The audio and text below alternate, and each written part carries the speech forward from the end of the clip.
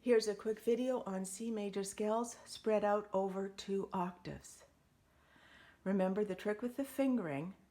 Simply think 3, 4, 3. Here's the right hand.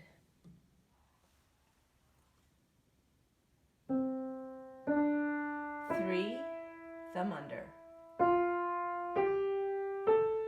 4, thumb under. 3, thumb under.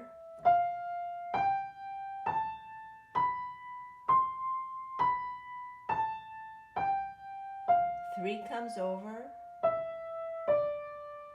4, 3. Let's see if I can do that again without jiggling the tripod. 3,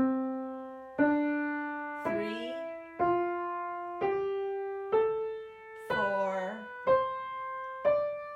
3.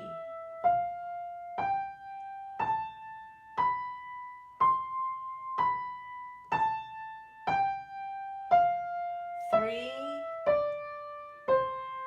4, 3.